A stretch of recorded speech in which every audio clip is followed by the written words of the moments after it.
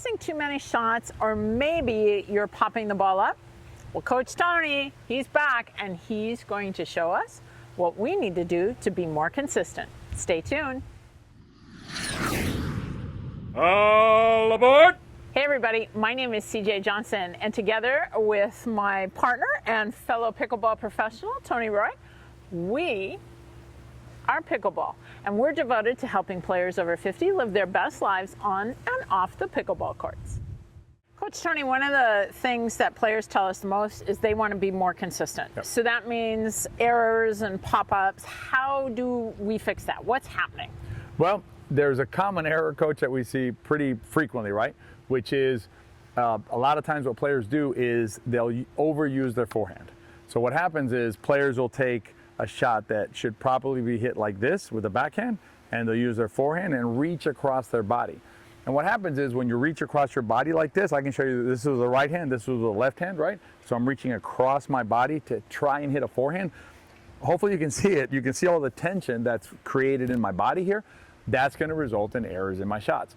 Too much tension in my arm is going to result in pop-ups, or what's going to happen is my paddle angle is going to get weird when it gets over here, and I end up missing the shot. Coach, if you'll feed me a couple balls, I'll show you the difference between a regular forehand dink, which is out here, that reach across forehand dink, which is a dangerous one, and then we'll show you how to hit the backhand dink on this side instead of reaching across with your forehand.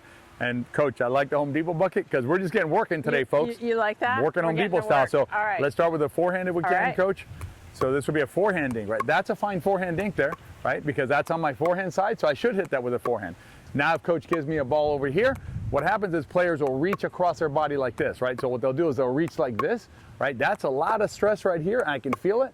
Very difficult shot. Instead, what you want to do is instead of reaching across, use the backhand side. So use the backhand side of the paddle instead of reaching across like this to hit the ball.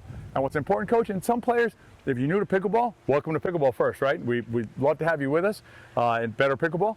But you know, sometimes players don't understand the difference between a forehand and a backhand. So the forehand is whenever I take my paddle out like this with my left hand, or like this with my right hand, it's the part of the paddle that faces forward. That's the forehand.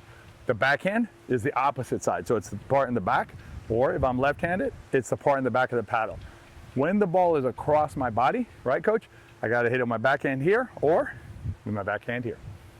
So Coach Tony, what do we say to players who are like, my forehand's just better, and that's the reason that I'm doing that. I don't want to do the backhand. What do they need to know? I'll tell you two pieces of advice. In the short term, you can move your body more if that's what you want to do. So I'll just show you real quick. So if what you want to do is hit a forehand over here, you're going to have to shuffle over and hit a forehand in a better position than just reaching across your body like this. That's very, very short term though, Coach, because if you make that a long-term habit, it's going to be really hard to break.